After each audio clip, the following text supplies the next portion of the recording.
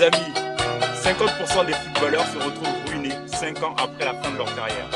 Et ceci alors que leur revenu moyen est de 46 000 euros par mois. Mais ne faisons pas les grands yeux tout de suite. Car il ne faut pas oublier, la durée de vie moyenne en Ligue 1 est de 4 ans. C'est peu bien sûr les amis. Beaucoup de prétendants et peu d'élus pour être Ronaldo, Neymar, Messi ou Olivier Hatton. Du coup, la question de l'après-carrière se pose. Et c'est l'objet de notre débat de ce soir. Quand le rêve du gamin peut se transformer en cauchemar ou continuer en conte de fées pour quelques-uns d'entre eux. Et bien sûr, quelques consultants pour m'accompagner dans ce débat ce soir. Sont avec moi ce soir Mathias, Zoubar et un nouveau venu, Abou Sansi. Salut les amis. Ta la ta ta ta ta la ta ta. Mais c'est excellent cette petite musique. Bonsoir à tous. Salut Mathias, ça va? Elle nous vient. Oui, ça va et toi? Elle nous vient d'où cette petite intro là? Ah mais t'es trop jeune Ouais, non mais oui parce que ça me dit quelque chose en plus. Ah ouais, je peux te la remettre, mais t'es beaucoup trop jeune mon ami. Bah dis-moi. Ça doit en rappeler des choses à beaucoup de nos auditeurs. Mais c'est pas non mais non, en fait je suis sûr que c'est hyper simple en plus. Olivier Tom. Ah mais c'est Olivier Tom, mais voilà, bah oui, non mais ça je suis même pas trop jeune ça, ça passe à la télé quand même, enfin. Ah mais ça date. Il faudrait avoir plus de 30 ans pour apprécier Olivier Tom. Pour apprécier, Oui. pour apprécier peut-être, mais pour connaître, non, pour connaître, il suffit d'avoir Internet. Voilà, il suffit d'avoir Internet et tout le monde connaît. Ça c'est bien. Ouais, mais c'est pour ça que j'ai dit pour apprécier, pas pour connaître. Oui, après il faut aussi connaître Fabrice Pancrate, qui était la réincarnation de Olivier Tom dans la vraie vie finalement, avec des tout droits à l'infini. Et ça, Ouais. voilà, ça, il y avait pas besoin d'Internet quoi. C'est une insulte pour Olivier Hatton là. Pour Olivier Hatton. Bah oui, c'est une insulte. Pancrate quand même. Ah oui, non bah Pancrate, oui, bon bah voilà, les tout droits, on connaît. Mais bon, c'est comme ça. Il est pas ruiné, ça va, Mathias? il est pas ruiné lui d'ailleurs, hein, Fabrice Pancrate. Oui, ça va complètement, ça va très bien. Tout le monde va bien. Et non, ça devrait aller pour l'instant. Non, j'allais dire que je finirais peut-être pas le débat, mais D'accord. mais je te redirai ça. Normalement. D'accord, il n'y a pas de souci. Je te redirai ça. On a un petit nouveau, Abdel Sansi. Est-ce que tu nous écoutes? Est-ce que tu nous entends? Salut Abdel. Bon, Abdel, ton micro est ouvert. En tout cas, tu es le bienvenu. D'accord? Le micro de Zoubar n'est pas encore ouvert. Donc, les enfants, si vous voulez participer au débat, Zoubar, toi, tu es déjà intervenu une fois. Donc, tu sais comment ça se passe. Il faut que tu. Je sais pas, que tu ouvres ton micro. Normalement, tu as pris position, donc ça devrait être ouvert. En tout cas, Abdel, toi, tu es en ligne. Alors, Mathias, rentrons dans le vif du sujet. Donc, le sujet ce soir, c'est évidemment les joueurs de foot et l'après-carrière, qui est un sujet un peu tabou, bien évidemment. Et je voudrais avoir votre avis. Je rentre directement dans le vif du sujet avec toi. Tu sais quoi? On pense peut-être que le milieu du football est un Eldorado, bien évidemment, mais sincèrement, juste un chiffre déjà de la FIFPro, tu sais, c'est l'organisme de la FIFA qui gère les footballs professionnels, qui estime que déjà 38%, c'est presque la moitié finalement, des joueurs connaîtront durant leur carrière une période de dépression et de vrai mal-être. Oui. Non mais ouais, c'est un vrai problème, Un vrai problème parce que, bien évidemment, nous, on les voit et on est les premiers à dire qu'ils gagnent trop d'argent, etc., et ainsi de suite. Mais finalement, c'est ce que je disais en introduction, ils sont très peu à devenir des Ronaldo, des Neymar ou des Messi. Et donc, du coup, la banqueroute guette tout le monde, plus ou moins, presque tout le monde. C'est un joueur sur deux ruiné à la fin de sa carrière. Ouais, c'est des vrais chiffres ça, le un joueur sur deux. Parce que ça fait mal. Maintenant, ruiné à la fin de sa carrière, ça veut pas dire qu'il ne retrouvera pas de boulot après et qu'il n'aura pas peut-être un poste de consultant, peut-être un poste dans un club. Il faut aussi savoir voilà qu'un joueur de foot quand même, quand il sort d'une carrière, il a une renommée. Il a une renommée dans tous les clubs où il est passé, même dans un club amateur. Je vais prendre l'exemple de mon club de ma ville, le Stade Briochin. Par exemple, un joueur qui s'est blessé gravement, qui a dû arrêter sa carrière à 27 ans, qui s'appelle Thomas Pousevin. Il a arrêté à 27 ans, c'est tôt. Oui. Et après ça, on peut se dire, ouais, c'est comme ce mec jouait en National 2, c'est compliqué, ça se jouait que sur des primes, ou alors un petit salaire, c'est pas énorme. Mais après ça, tu retrouves quand même, là, lui, par exemple, sa situation, c'est qu'il est entraîneur des jeunes. Et forcément, après, ça découle de ça. Mais faire attention aussi avec ce chiffre du un joueur sur deux ruiné à la fin de sa carrière, à la fin de sa carrière, pardon, parce que je pense que en fait, ça veut juste dire que à la fin de sa carrière, s'il ne fait rien à côté, il ne pourra pas assurer la fin de sa vie. Voilà, ça veut plutôt dire ça, je pense. Le vrai chiffre, c'est 50% des footballeurs ruinés au bout de 5 ans après la fin de leur carrière. Ah oui, donc ils ont épuisé tout leur capital, tout leur capital finance au bout de 5 ans. Oui. Maintenant, voilà, c'est encore. Est-ce que attends, moi je veux bien entendre ces stats-là, mais est-ce qu'on a plutôt le pourcentage, j'allais dire dans le sens inverse. Est-ce qu'il y a plutôt des joueurs qui n'ont pas, enfin non, comment dire, qui après 5 ans, le pourcentage de joueurs qui après 5 ans ne retrouvent rien, n'ont pas de boulot, n'ont pas de trucs dans les joueurs professionnels. Parce que ça aussi c'est très rare. Oui. Et explique-toi. Bah justement.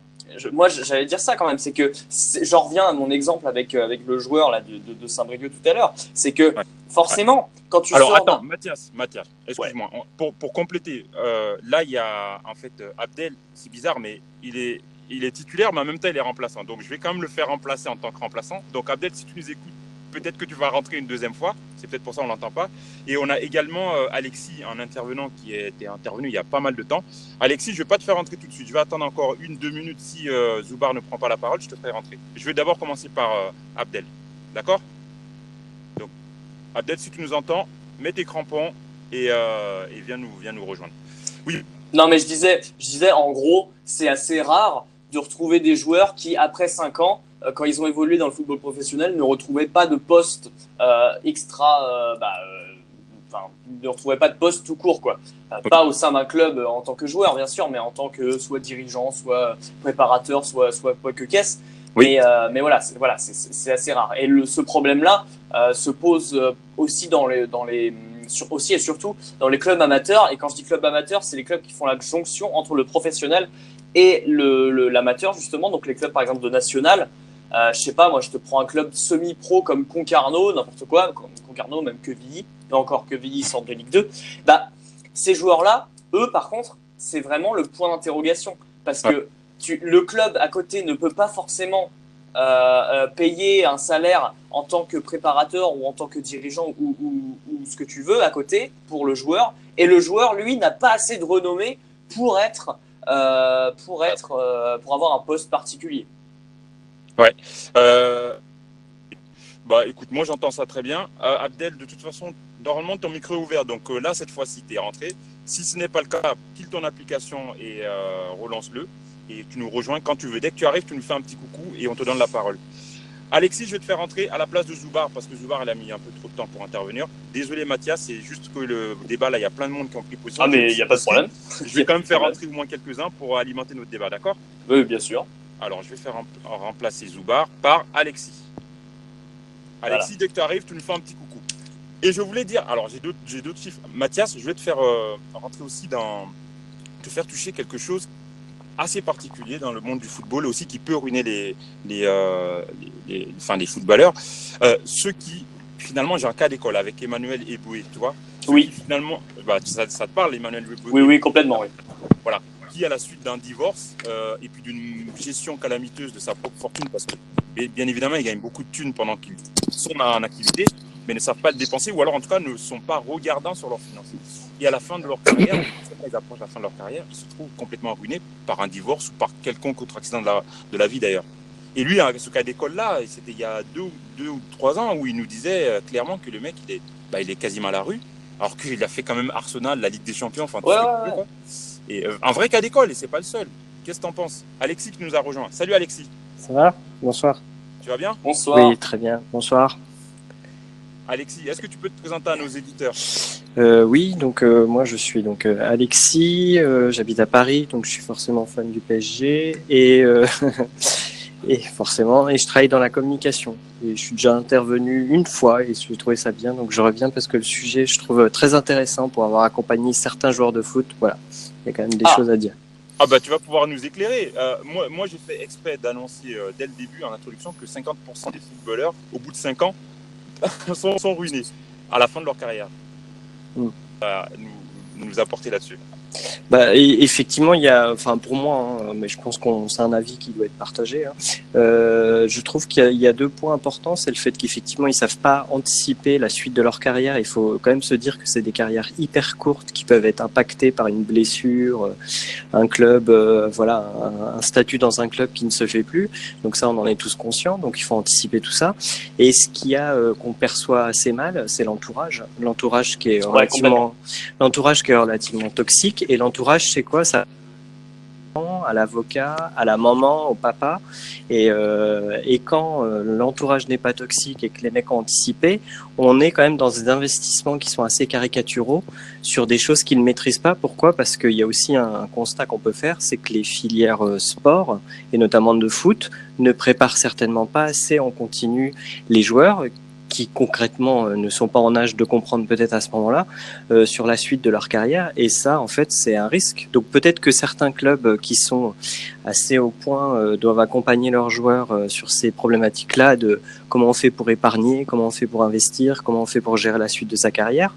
Mais je pense que c'est pas le cas de tout le monde. Et puis après, la dernière problématique, et je finirai là-dessus, c'est plutôt le fait que les joueurs dans leur communication, enfin le point que je connais le mieux entre guillemets, ils savent pas non plus faire autre chose qu'une communication assez simpliste, alors que le développement de leur image, il donne aussi la possibilité derrière d'avoir un partenariat avec un sponsor, d'avoir accès peut-être aux médias et peut-être de devenir consultant, ce qui est le classique chez les joueurs de foot. Mais oui. Voilà, donc il y a plusieurs points. Il y a à la fois l'entourage, il y a la construction de leur image qui doit être fait en anticipation, et surtout il y a les filières sport foot, je pense aussi à pointer du doigt, voir savoir comment elles travaillent aussi ce sujet-là qui est complexe, vaste, mais qui est super important pour eux. D'accord. Écoute, tu sais, c'est intéressant ce que tu me dis parce que en préparant cette émission, j'ai lu aussi effectivement certaines propositions de politique qui disaient qu'il fallait instaurer une taxe une taxe sur toutes les indemnités de transfert. Et pourquoi? Cela, selon eux, cela permettra en fait d'abonder en fait un fonds de développement qui financera justement ces programmes d'accompagnement scolaire, d'éducation et de formation, tout ça, pour aider d'aider à la reconversion pour tous les sportifs, pas que footballeurs d'ailleurs. Ouais. Non, mais c'est intéressant. C'est sûr que c'est un sujet sur lequel peut-être que des acteurs politiques ou autres doivent s'en emparer, mais au final restera le joueur, et si son entourage direct, même professionnel, surtout professionnel, des fois n'est pas bon, c'est quand même des gens. On va être dans la caricature, mais certes, la plupart des joueurs de foot sont assez caricaturaux dans leur comportement, donc ils ont du mal à comprendre les tenants et les aboutissants. Donc ils font des choses assez immédiates. Ils achètent une voiture, ils achètent une maison qui coûte trop cher, ils font des investissements dans des restaurants sans savoir, sans connaître les tenants et les aboutissants, etc. Donc voilà. Alexis, moi j'avais une question justement. Est-ce que toi qui a l'air assez calé là-dessus, c'est très intéressant ce que tu nous dis. Est-ce que tu sais si en France il y a des clubs qui font figure de bons élèves là-dessus justement, de bons élèves là-dessus sur ce domaine-là, qui mettent en place par exemple des structures justement pour accompagner ces joueurs qui sont tout de suite lancés dans le grand bain. Donc voilà, s'il y avait ce genre de structure qui était mise en place. Alors, j'ai pas c'est une très bonne question parce que j'ai pas vraiment la réponse. Il me semble que les grands clubs, typiquement comme le PSG, ont ce genre de module pour leurs jeunes, où ils vont accompagner, avoir des conseillers, des gens qui vont les structurer, un peu comme quand les gens gagnent au loto, où on les laisse pas partir dans la nature, mais on va les mettre dans les mains d'un conseiller en gestion de patrimoine, un avocat, etc., etc. Je pense que les grands clubs l'ont. La difficulté, elle est, même si on imagine que les 20 plus grands clubs en France l'ont, on imagine bien que la problématique, elle se trouve sur l'ensemble des clubs, entre guillemets, entre pro et semi-pro, où la gestion de ces problématiques d'après-carrière, elle est pas faite. Donc, ou alors elle est faite de manière non informelle, c'est-à-dire que c'est du conseil d'un ancien qui va expliquer à l'autre, etc. Mais je pense que la plupart des grands clubs ont ça.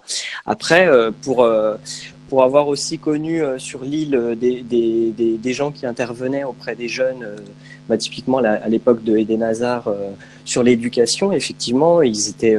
Le problème était le fait que la plupart des jeunes n'étaient pas du tout attentifs à ce qui était transmis, parce que c'est des passionnés, donc en fait, ils sont pas en âge des fois de comprendre. Justement, c'était tout ça. Quoi. En fait, moi, c'est bien que tu me dis ça, parce que je me demandais justement comment concilier la formation footballistique et la gestion financière pour des jeunes futurs joueurs. En fait, quelque part, si tu mets à leur place, à 14 ans, ils sont partis, à peu près. Ah, mais oui. Ils n'auront jamais effectué même un job étudiant.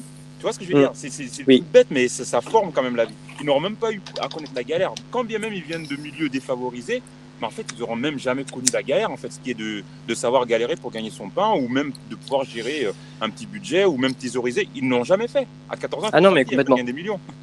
Oui. Non, mais la difficulté, c'est qu'effectivement, la plupart, comme tu le dis, viennent de milieux défavorisés. Donc, le rapport à l'argent, en règle générale, c'est toujours compliqué, le rapport à l'argent pour tout le monde. Mais là, il est encore plus compliqué parce que tu passes de avoir vu tes parents galérer, avoir cru en toi, avoir tout misé sur toi, à avoir beaucoup d'argent tout à coup, sans savoir ce que ça pouvait, quel était le pouvoir réel de l'argent, qu'on pouvait l'investir, etc. Je suis d'accord avec toi, c'est pas à 14 ans ou 15 ans, ils ont beau être à l'écoute à ce moment-là, peut-être à un moment donné dans la journée, ils vont pas se dire ah oui, alors du coup, il va falloir que je fasse de l'épargne, mais pas forcément dans l'immobilier, mais dans des actions. Enfin, tu vois, ils vont pas le comprendre. Donc en fait, c'est une sensibilisation que doivent faire les filières sport en général, puisque là on parle des joueurs de foot, mais on peut étendre ça au sport professionnel en général. Et après, c'est à la charge des clubs.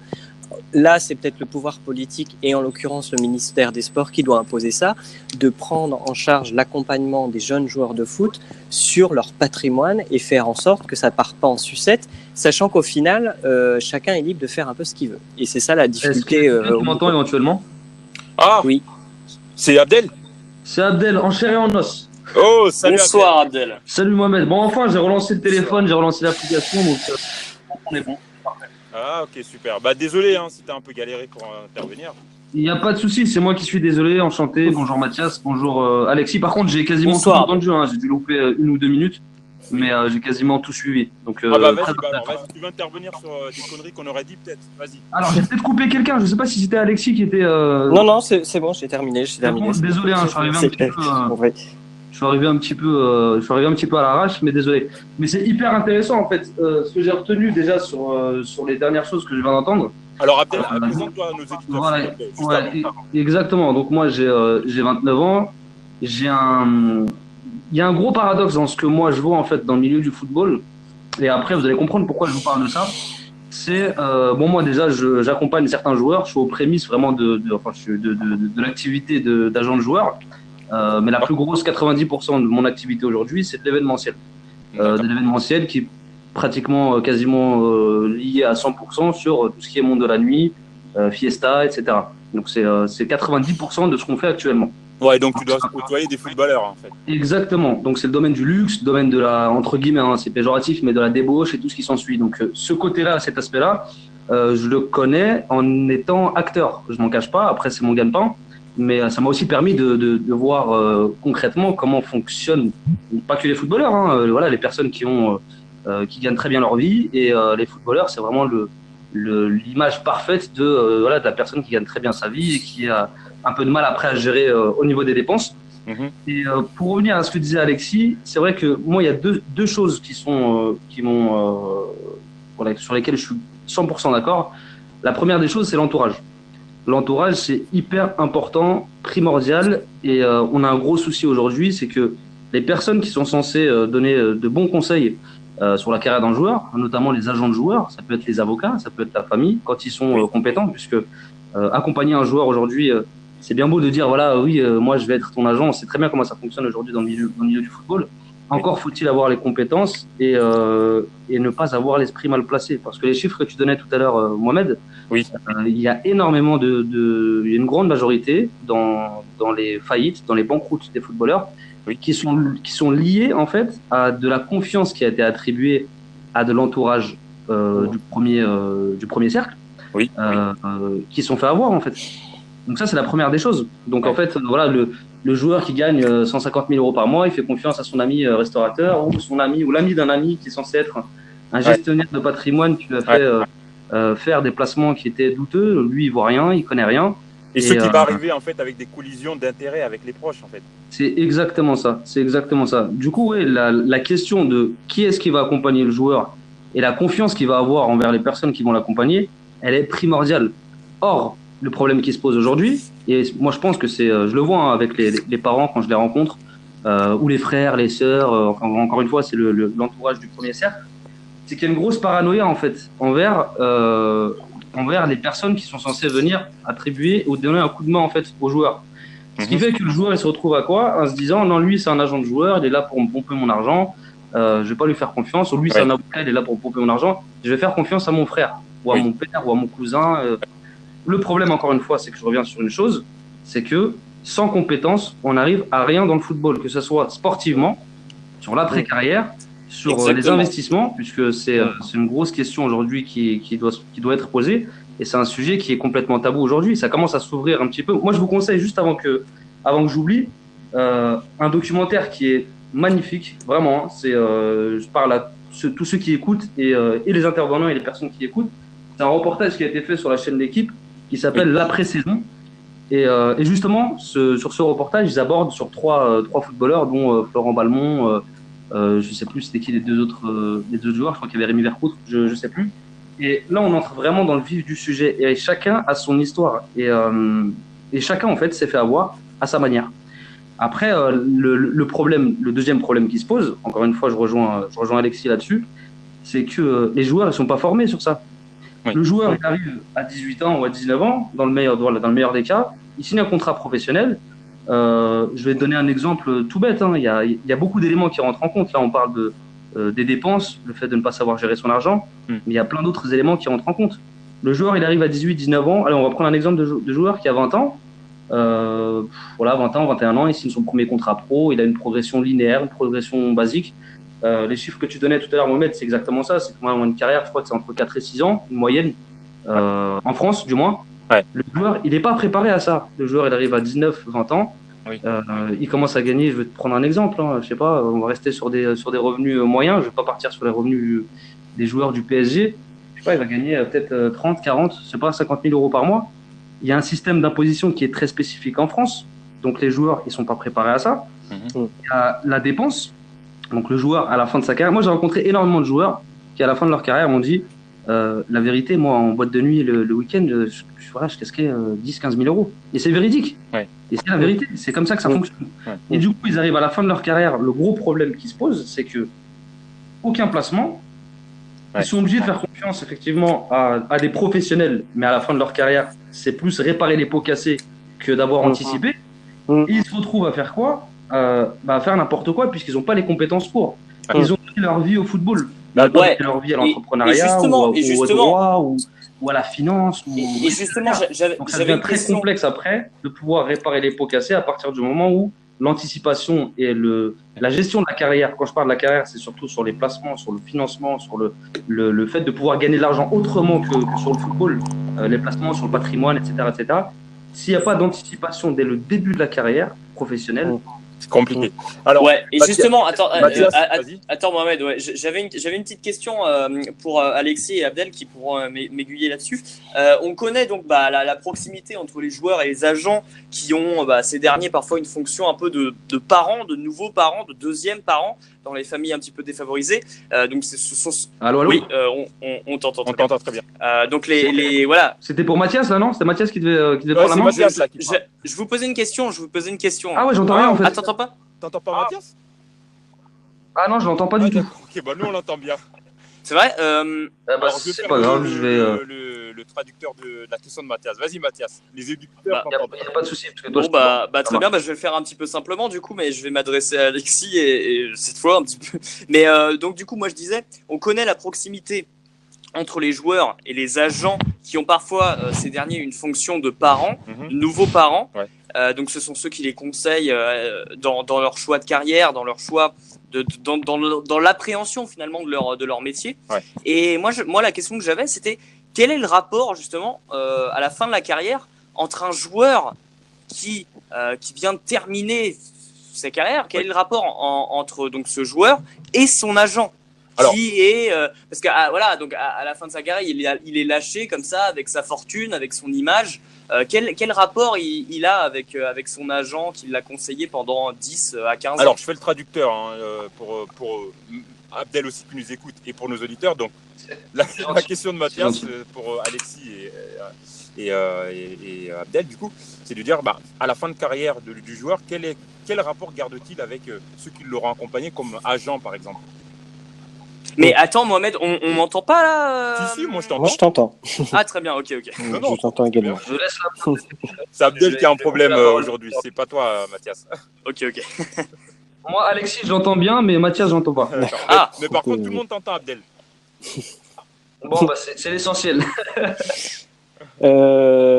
Alors, je pense qu'en fait, en dehors de tout cadre contractuel, c'est-à-dire l'agent et le joueur, je pense que c'est avant tout un rapport humain. Après, c'est sûr que l'agent a plus aucun intérêt il pourrait ne plus avoir aucun intérêt à s'occuper de son joueur.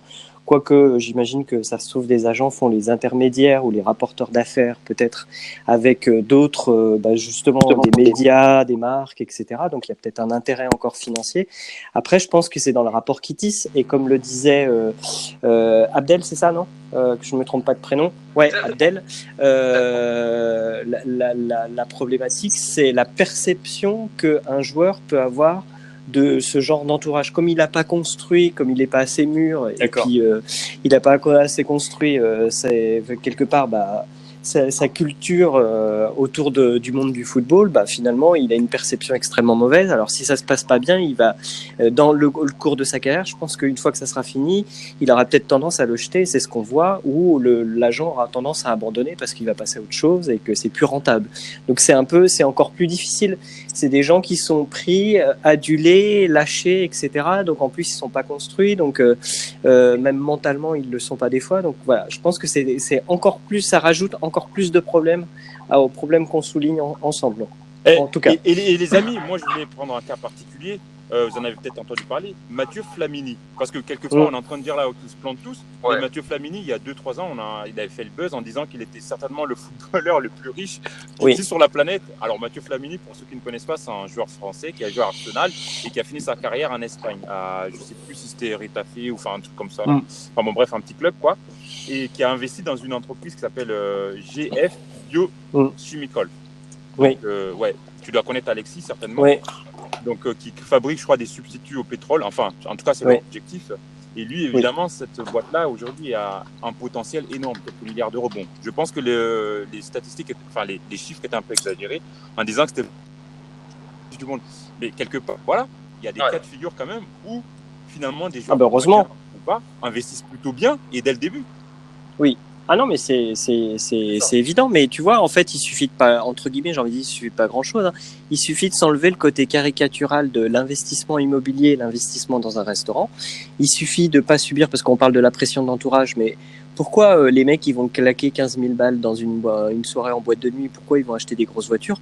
Mais certainement aussi par pression ou imitation sociale autour d'eux, parce qu'on fait ça, donc ils vont le faire également. Il y a ça aussi qui doit être pris en compte. Et moi j'insiste sur le point que je connais le mieux, c'est aussi, et aujourd'hui c'est encore plus flagrant, c'est la gestion de leur communication, et qui sert aussi à anticiper l'après-carrière. Parce qu'en fait, tu peux aussi être, je vais être cash, un très mauvais joueur, mais très bien communiqué, et du coup, pouvoir trouver des ressorts à la fin de ta carrière pour trouver des deals avec des marques, pour être consultant, exactement, etc. Exactement. Et même sur le point sportif d'ailleurs, ça, la communication, justement, tu peux être un très mauvais joueur et avoir à côté un super entourage, une bonne communication, et ensuite avoir un... Voilà. Et sur ce point-là, juste, je me permets, j'insiste, sur ce point-là, effectivement, il n'y a pas de formation particulière. On a l'impression que c'est des jeunes donc, qui savent se servir de Snapchat et d'Instagram, mais c'est une stratégie, la communication. C'est pas une technique, c'est une stratégie. C'est pas de la technique. Un enfant de 8 ans, il sait remplir des cases, il sait balancer une photo, c'est pas le problème. C'est une question de stratégie. Et stratégie, c'est un truc qui est un mot complètement abstrait pour certains, quoi. Mais même pour nous, Bado, je veux dire, monsieur, madame, tout le monde, même pour nous, la plupart du temps, c'est abstrait. Sortir une stratégie de communication pour ton business ou pour ta communication parce que tu as une personnalité, pour la plupart des gens, des personnes, je pense que c'est complètement abstrait. Oui, mais non, mais je suis complètement d'accord avec toi. Et il faut qu'ils comprennent que ce sont des marques et ce ne sont plus, ils sont aussi des marques en tout cas. Et qu'une marque, elle se gère différemment que tu gères une communication différente. On a vu assez de cas de communication désastreuse avec notamment des joueurs du PSG. D'ailleurs, je me rappelle même plus de son nom. Voilà, merci Serge Aurier, qui était avec un énorme potentiel footballistique. Non, mais c'est pas le seul, mais celui dont je me souviens, mais un énorme potentiel footballistique et une gestion de la communication catastrophique. Et puis quand c'est pas une gestion catastrophique, c'est une gestion assez bateau ou lambda qui construit rien en fait. On va dire super, on a eu les 3 points, prochain match, ça sera ça, et c'est juste une communication assez factuelle de ce qu'on fait, mais pas une communication d'anticipation pour la suite. Ouais. Et pour ça, il faut être entouré et coaché et accepter surtout. Accepter. De faire accompagner par des professionnels. Exactement, de faire confiance. Ouais, de faire confiance, mais ça c'est difficile quand tu connais pas les gens depuis notre. Non, mais je suis complètement d'accord. Abdel, ouais, je voulais te faire rebondir sur un cas particulier, un autre que Mathieu Flamini. C'est le cas d'Emmanuel Adebayor, ça doit vous parler aussi, qui était un super joueur, qui a commencé à Metz à se faire connaître et qui est parti en Angleterre faire plusieurs clubs là-bas. Et qui, justement, avait eu tous ces problèmes-là, notamment des collisions, des intérêts avec ses propres proches à lui, avec sa propre mère carrément. Et donc, quelque part, comment est-ce que ça gère, toi aussi, qui est un peu à proximité de ces joueurs-là, comment est-ce que ça gère ça, tu sais, le fait que ton propre entourage te dit que tu es la poule aux œufs d'or, mais parfois, la poule aux œufs d'or, plutôt que d'attendre qu'elle ponde des œufs, on a envie carrément de l'éventrer pour récupérer tout l'or tout de suite. Comment ça se passe, ça? Est-ce que tu as des influences? Moi, j'ai un avis qui est hyper tranché là-dessus, concrètement. Et en plus de ça, le cas d'Emmanuel Adebayor, il avait tout expliqué en fait sur un reportage qui était assez édifiant. Le cas en fait qui se passe aujourd'hui dans le milieu du football en particulier, c'est que, et là je rejoins encore une fois Alexis par rapport à ça, c'est qu'il faut avoir un système d'anticipation. C'est-à-dire que à la signature du joueur, pour un agent de joueur, ou pour un avocat, ou pour la personne en fait qui va par exemple gérer la carrière du joueur, et là je vais revenir juste sur un petit point rapidement, c'est que au niveau de l'image, comme disait Alexis tout à l'heure, c'est hyper important. C'est une petite parenthèse juste pour rebondir là-dessus. Après, je reviendrai sur le cas d'Emmanuel Adebayor et tout ce que ça consiste sur les relations qu'on peut avoir avec les proches. La gestion de l'image, elle est hyper importante. Et c'est aujourd'hui, justement, une possibilité, un tremplin supplémentaire qui peut générer des revenus si c'est bien géré, encore une fois, dès le départ. Voilà, ça c'était juste pour la petite parenthèse sur laquelle je voulais revenir. Après, au niveau de la gestion et des relations humaines avec les proches, c'est hyper compliqué. Moi, je vais donner un exemple tout bête. Je vais partir sur un cas qui est lambda. C'est des petits joueurs. On n'est pas encore sur des joueurs qui sont professionnels et qui gagnent des millions d'euros. Mais dès le départ, ils ont déjà cet aspect-là et cette relation-là avec l'argent. On parle du joueur en lui-même et évidemment la famille. Tu vois. Du coup, on se retrouve à avoir un système où on a plusieurs interlocuteurs dès le départ.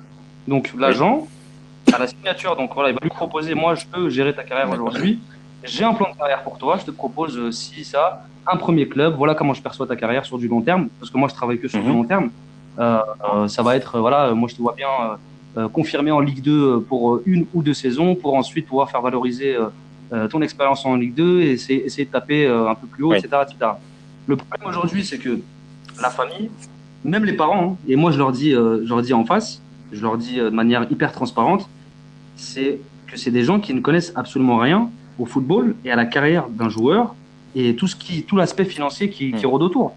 Le cas d'Emmanuel Adebayor, c'est un cas qui existe chez plusieurs joueurs. Lui, il a eu le courage en fait d'en parler face caméra, parce que parler de sa mère en disant, lui, c'est très particulier. Hein. Lui, il a dit que je crois que c'était sa mère, si je me trompe pas, et j'ai pas envie de dire de bêtises, qui lui avait sorti un couteau, je crois, en pleine nuit, en lui disant voilà, faut que tu me donnes plus, etc.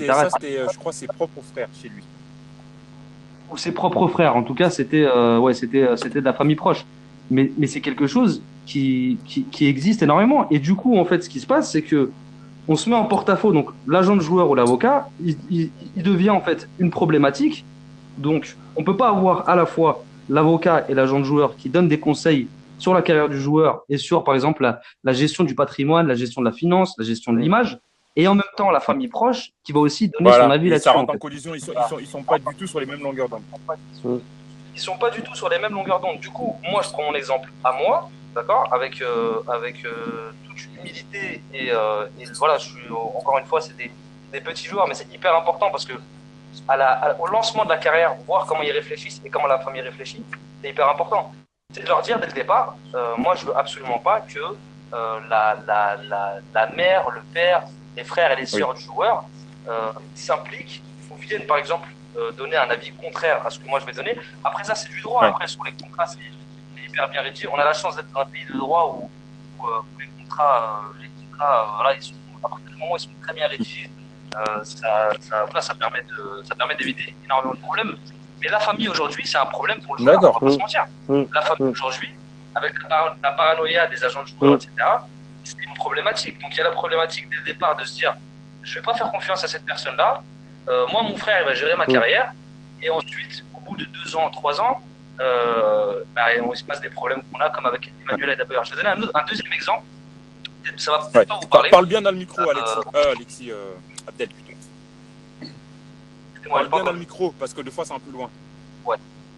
D'accord. Là, tu m'entends mieux? Vous m'entendez mieux? Ça marche. Je vais donner un deuxième exemple, en fait. C'est le cas d'un joueur qui était en Ligue 1. Donc, je pense pas que vous vous en souvenez. Abdelmalek Cherad. C'est un joueur qui était professionnel en Ligue 1 dans les années 2000, entre 2000 et 2005, si je ne me trompe pas. Il a eu exactement le même problème. Sa carrière, elle a coulé. C'était un talent qui était hyper intéressant. C'était l'attaquant de Nice. Il plantait des buts. Il a eu exactement la même problématique à cause de sa famille. C'est-à-dire que lui-même, déjà, il n'est pas prêt, il n'a pas été préparé dès le départ à gagner des sommes exorbitantes par rapport au salaire moyen d'un Français, on va dire. Mais qu'en pense sa famille? Et ce qui se passe, et là on va rentrer dans un autre, on parle sans tabou, moi je parle sans filtre, c'est aussi l'aspect culturel. Dans les pays du Maghreb, dans les pays d'Afrique, la relation avec la famille, elle est très particulière. Je ne sais pas si vous me suivez, c'est très particulier, on ne va pas se mentir, autant dire les choses telles qu'elles sont, c'est très particulier, donc il y a toujours une sorte de sentiment d'être redevable. Après, c'est à quelle hauteur? Et ça va dans les deux sens, c'est-à-dire que lui, par exemple, je partais sur l'exemple d'Abdelmalek Cherad, il s'est fait menacer, kidnapper, séquestrer par ses propres frères, qui étaient en même temps son agent, en fait. Ce que tu veux nous dire, Abdel, c'est que finalement, dans certaines cultures, la réussite du joueur de foot, en fait, c'est la réussite familiale. Et du coup, le joueur est redevable, comme tu dis, pleinement à l'ensemble de la famille, à l'ensemble du clan, quoi. Et du coup, toi, tu me dis où est-ce qu'on met le curseur, en gros, c'est ça. C'est exactement ça. Et puis, c'est pas uniquement dans le milieu du football. On a eu le cas aussi avec Benzema, je ne sais pas si vous vous en souvenez, où il y avait des rumeurs comme quoi il ne donnait pas assez d'argent à sa grand-mère ou à sa mère. Je sais plus c'était qui exactement, je ne sais pas si vous vous en souvenez, mais c'est exactement la même chose. Et puis, du coup, on se retrouve avec toujours le même problème.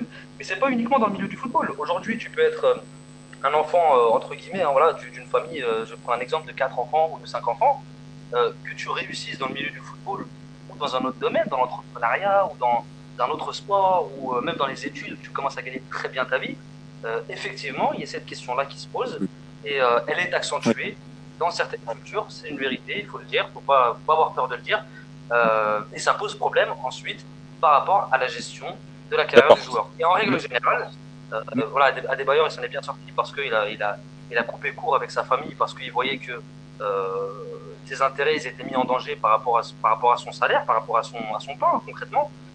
Mais il y en a d'autres qui n'arrivent pas à faire ce pas. Mais bon, après, je ne suis pas sûr qu'ils s'en sortir, couper les ponts, finalement, il y a toujours une blessure, finalement. Quand on brise les liens familiaux, quelque part, on peut se sentir financièrement bien, mais peut-être qu'il y a quand même une blessure.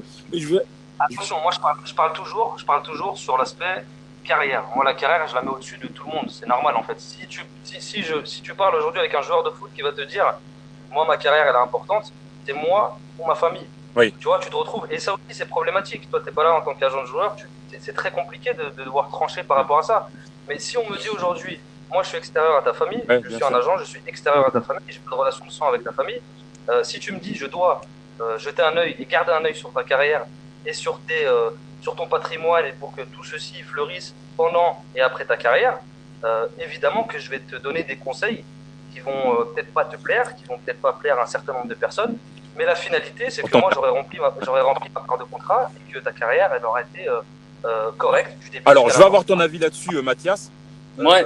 Comment on fait? C'est-à-dire que, comment est-ce que, quel est ton avis là-dessus? Le fait que bah, c'est pas conciliable finalement, on va dire, les intérêts de la famille avec la poule aux œufs d'or et l'activité d'un professionnel, puisque peut-être un agent du joueur Non, qui, mais- lui, on va se méfier automatiquement parce qu'il est extérieur au clan, justement.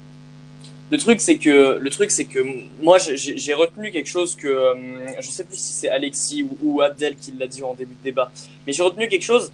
C'était que aujourd'hui, très bien, on marche beaucoup sur la confiance avec des joueurs qui choisissent par exemple leur frère, leur père, leur mère ou je ne sais qui d'autre Oui. de leur famille en tant qu'agent. Il y en a de Et- plus en et- plus hein, qui les Voilà, et choisissent qu'il y en a de plus en plus, et que justement, à la place, ils devraient prendre des gens compétents, etc. Et moi, j'avais rebondi sur le fait que oui, mais c'était comme ça partout, même dans les, bah, vous avez l'exemple tout simple hein, sur l'aspect sportif à Toulouse, le président, mince, j'ai oublié son prénom, est pote avec Casanova, donc forcément, il est revenu. Bref, voilà, plein de petits copinages comme ça, et forcément, ça vient à détériorer l'image et plein de choses. Pour revenir sur les joueurs, moi, je pense que surtout le truc qu'on n'a pas compris en fait, c'est je sais pas si c'est que comme ça en France, ça m'étonnerait.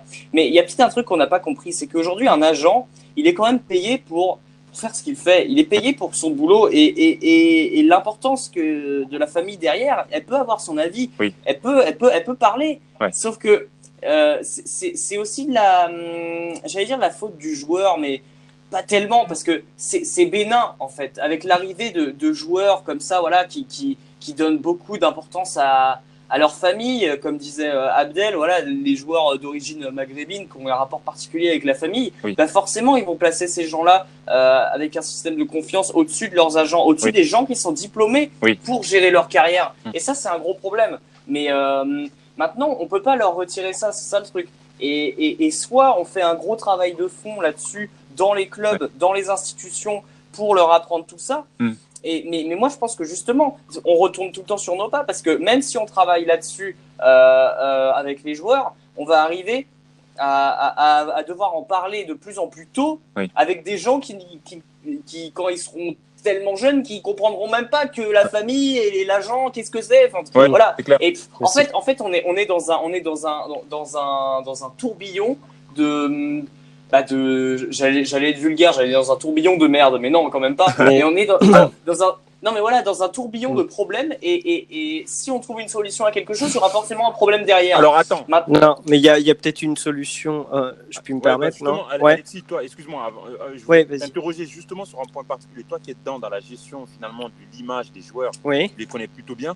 Justement, quelque part, moi je peux comprendre les familles. Comment est-ce qu'on peut pas les comprendre si on dit que un agent, il ne gère pas que la carrière de mon petit poulain, mais il gère la carrière de beaucoup d'autres poulains en fait.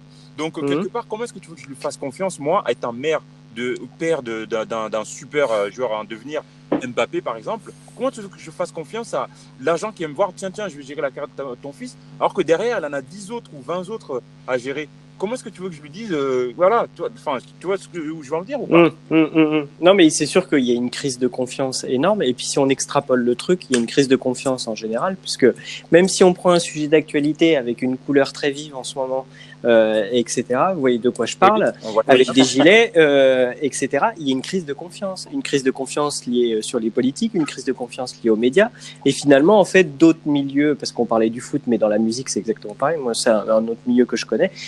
Quand l'entourage qui est toxique vient accompagner la carrière de quelqu'un, que ce soit un artiste ou un joueur de foot, on sait très bien que ça va au bout d'un moment être néfaste et toxique parce que on n'a pas le recul nécessaire dans une famille, on n'est pas du tout objectif sur le sens à donner à la carrière. Et surtout quand on vient d'un milieu populaire, il y a un double enjeu qui est le fait que, voilà, c'est là, comme tu disais, c'est la poule aux œufs d'or. Donc, en fait, on mise beaucoup trop sur lui, on met beaucoup trop de pression. Et en plus, comme il n'est pas mûr, parce que c'est des jeunes, que ce soit des artistes ou des joueurs de foot, ils sont même pas mûrs sur le recul nécessaire.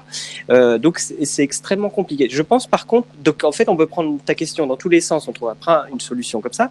Par contre, Forcément. le seul intermédiaire qui peut faire quelque chose, c'est finalement, lors de la signature du contrat, c'est le club de foot qui peut imposer quelque part un suivi et un accompagnement, et qui peut imposer au club de foot quelque chose, c'est le pouvoir public et le pouvoir politique, en disant désormais, vous, club professionnel, je vous impose d'avoir des agents. Alors, non, les agents, ils sont déjà agréés, c'est pas le problème, mais de garantir un accompagnement, voire de le garantir, de le formaliser vraiment, avec des personnes professionnelles qui vont pouvoir accompagner à la fois l'image et la gestion du joueur. C'est très intéressant ce que tu dis, Alex. Et du coup, si on l'impose au club de foot lors de la signature du contrat, on l'imposera donc aux joueurs, et ça deviendra finalement un modèle. Et comme dans une crise de modèle, eh ben on aura peut-être un modèle qui va être de plus en plus vertueux. Moi, pour accompagner des gens dans la finance qui sont très austères, très sympas, mais très austères, je pense que la plupart des joueurs de foot que j'ai accompagnés, si je les amenais chez mon client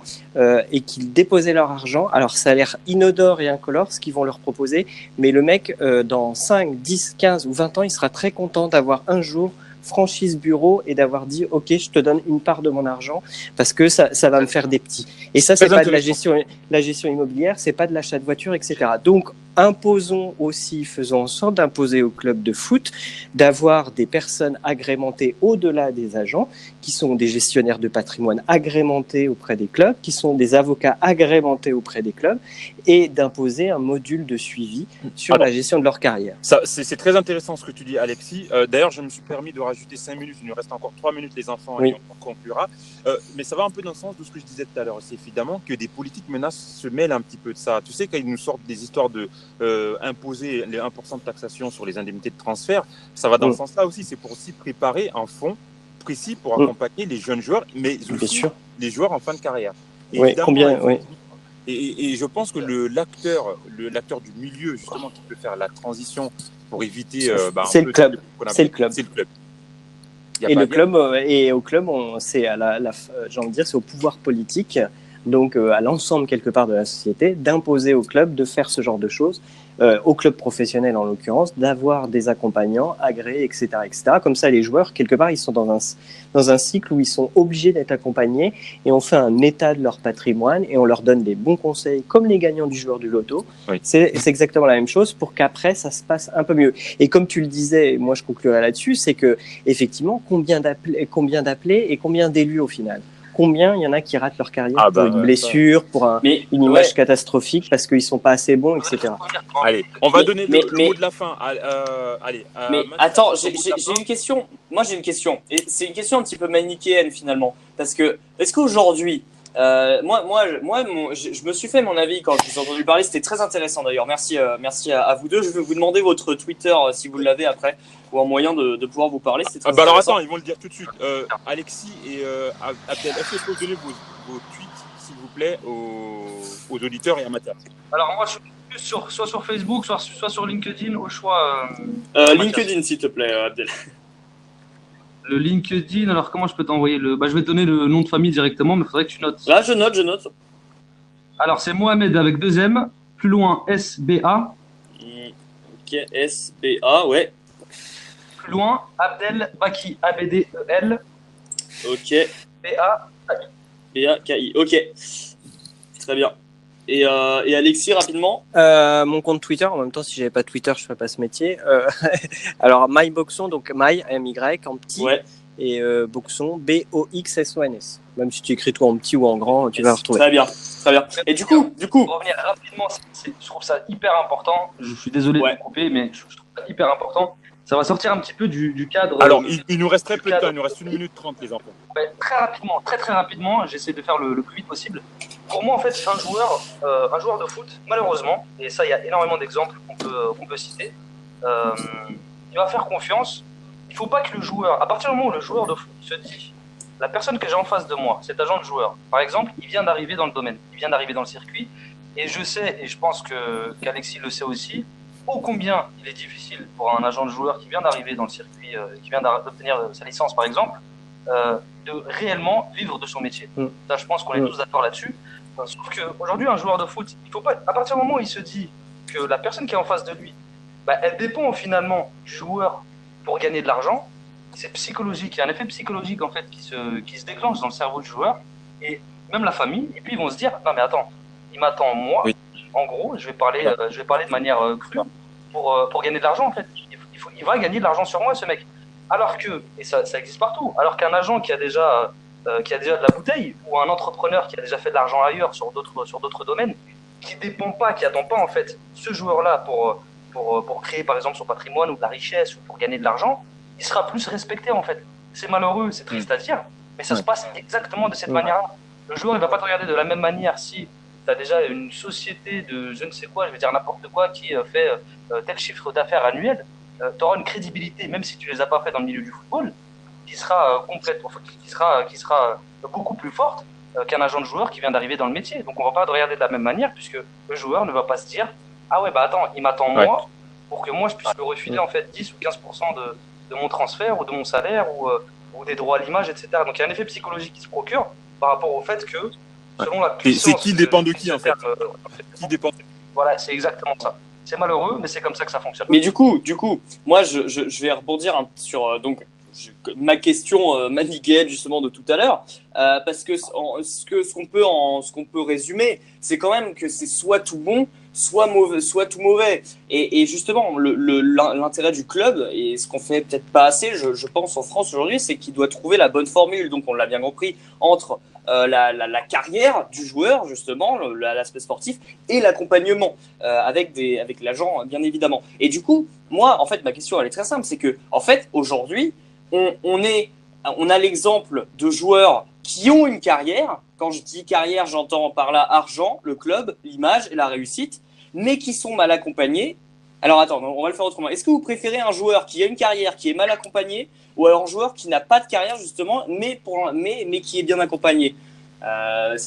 Voilà, c'est quoi là? Qu'est-ce qu'on pourrait répondre à ça finalement? Désolé, hein, je me permets de prendre la main et après je vous laisse tranquille, promis juré. J'ai deux exemples et je prends des exemples de T'as 20 mon secondes. entourage propre. Et je vous jure que c'est vrai, hein, et je pense qu'on a tous un joueur qu'on a côtoyé dans notre enfance qui était excellent. Je pense qu'on a tous quand même comment dire, une vision du football qui est intéressante, une passion. Moi, je vais vous dire clairement, moi je prends un exemple, c'est un joueur que vous connaissez pas, c'est un mec qui aurait pu avoir une carrière extraordinaire. À 17 ans, pour moi, c'était un phénomène, et je dis pas que je me trompe jamais ou que je me trompe rarement, mais je pense que tous les quatre ici, vous l'auriez vu jouer à son meilleur niveau à 17 ans, vraiment, tu te serais dit, ce mec-là, il va finir professionnel. C'est clair, net et précis. Aujourd'hui, il a 32 ou 33 ans, il joue en DH, il se fait plaisir, mais quand tu discutes avec lui et quand il voit en fait le chemin que je suis en train de prendre, notamment sur l'accompagnement des joueurs, il me dit clairement, droit dans les yeux, j'ai pas eu de carrière, c'est à cause de mon entourage. J'ai fait confiance plus à ma famille, les personnes qui étaient censées être, comme disait Mathias tout à l'heure, diplômés, compétents et qui auraient pu justement donner un élan qui était complètement différent à sa carrière de footballeur. Donc évidemment l'entourage, c'est tout ou face. Soit c'est un bon entourage et qui va te propulser vers la réussite selon l'entourage que tu vas avoir, ou soit c'est un entourage qui va te dire oui non c'est bien, t'inquiète pas et tout, ouais mais c'est bien, mais c'est comme ça, c'est la vie, et sans avoir vraiment des appuis, des arguments professionnels.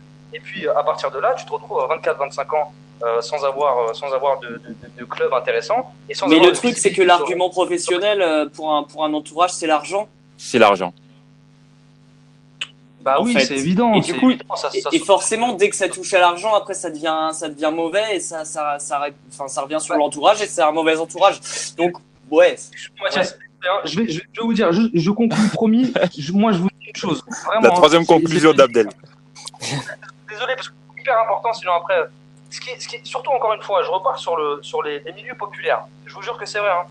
Un joueur qui a du potentiel, qui a 17 ans, qui a 16 ans, il a une famille, il a des amis proches.